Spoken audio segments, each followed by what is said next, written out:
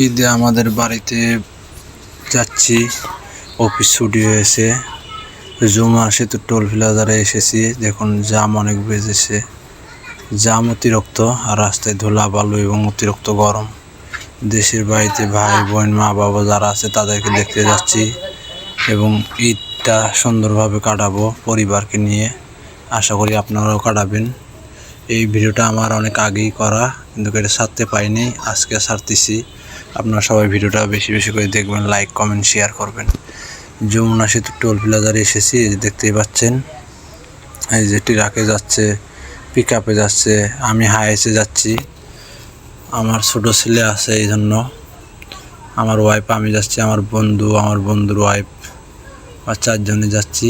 এই যে হাইসে দেখুন পিক আপে ওই যে কত লোক, ওই যে আমি জুম করে দেখাচ্ছি, ওই যে দেখুন এই গরমে পিক আপটি রাখে যাচ্ছে লোক, এই যে দেখতেই পাচ্ছেন। আবার সেতুর সাইড দিয়ে রেল সেতু হচ্ছে, ওটা আপনাদেরকে দেখাবো, যাইতে থাকি, দেখতে পাবেন।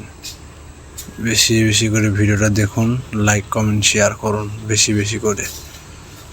এবং আমার ভিডিও ছাড়া হচ্ছে না, কিছুদিন ধরে ভিডিও ছাড়তেছি না, দেখতেছেন আপনার। রমজান মাস গেল আমাদের, মাহে রমজান, এবং এখনতে আমরা ভিডিও ছাড়বো বেশি বেশি করে। ওই যে টোল প্লাজার সামনে একজন আছে, বিজিবি না কি জানি বলে, আমি জানি না সঠিক, সেতু কর্তৃপক্ষের লোক সরকারি। তিনি মাইকে বলতেছেন যাতে টাকাটা ভাঙতিভাবে রাখে, যা টোল দেওয়া লাগে সেই টোল টাকাটা ভাঙতি হিসেবে যাতে দেয়, হাতে যাতে বড় নোট না দেয়, দিতে তাহলে সময় লাগে, ওই জন্য খুচরা রাখতে বলতেছে, হাতে হাতে টাকা। মাইক উনি বলতেছেন, আমরা শুনতেছি। আমরা এখন এই যে এটার পিছনে পিছনে যাব, গাড়ির যাচ্ছি, টোলটা দেবো এই গাড়ির পরেই, দেখতেই পাবেন আমাদের টোল দেওয়ার পরে। অনেক সেতুর সাইড দিয়ে দুই রাস্তায় খালি যাচ্ছে গাড়ি, ওই সাইডের গাড়ি বন্ধ করে দিয়েছে, দেখতেই পাবেন। এই যখন টোল দেওয়া হবে, এই যে টোল দিচ্ছি, এই যে দেখুন টোলের বেকার নেমে গেল, এই যে টোল দিলাম, এই যখন যাচ্ছি আমরা, দেখতেই পাবেন। অনেক মানুষ ঈদে বাবা মার সাথে ভাই বোনের সাথে ঈদ করবে, দোয়া করছি তাদের জন্য, যাতে সবাই সুস্থ মতন বাড়ি যেতে পারে। এই যে সেতুর এই লাইনটা কেটে দিয়েছে, ওই দুই সাইড দিয়ে যাওয়া লাগবে, কেননা ওই সাইডে অনেক জাম, এই জন্যই দুই সাইডে খুলে দিয়েছে এই পাশের রাস্তাটা।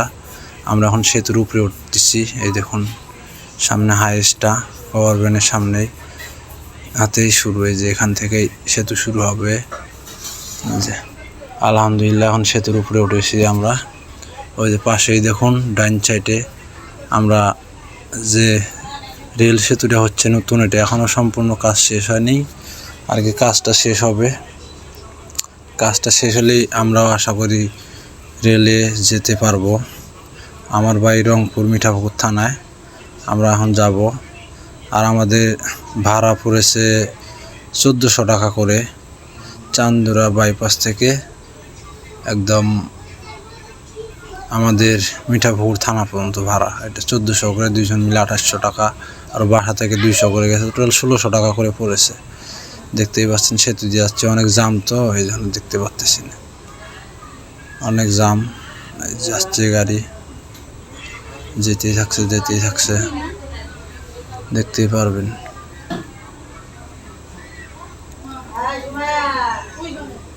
দেখি সেতু পার হতে কতক্ষণ সময় লাগে, দেখতেছি অনেক বড়ই তো, যেতে 6-7 মিনিট লাগে আর কি সেতু পার হতে।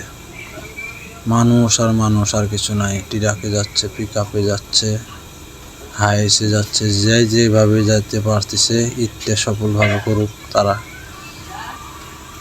আমরা গার্মেন্টসে জব করি, সাধারণ শ্রমিক হিসেবেই, আমাদের অতটা ভালোভাবে যাওয়ার কোনো নাই, অনেকেই প্রাইভেট কার নিয়ে যাচ্ছে, দেখতেই পাচ্ছেন। এই সাইড দিয়ে বেশিরভাগ পিক আপ আর হাইস চলতেছে এই সাইডটায়, ডাইন সাইডের লাইনটায়, আর বাম সাইডে ট্রাক বাস গাড়ি সব কিছু চলছে, এটা দিয়েও চলতেছে কিছু কম।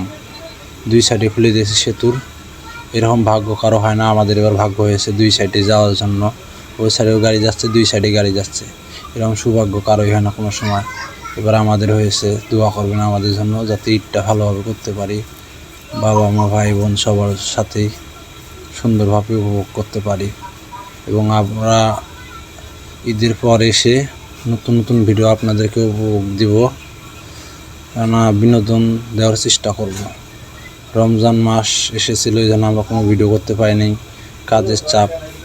আশা করি দেখবেন আবার সামনে কোরবানি ঈদ আসতেছে, এখনও আমাদের সমস্যা, আবার অফিসে ডিউটি করা লাগবে বেশি। এইভাবে আমরা কাজ করতে পারবো কি না পারবো ইউটিউবে আমরা বুঝতে পারতেছি না। ইউটিউব ফেসবুক এখনও তো আমি দুইটাই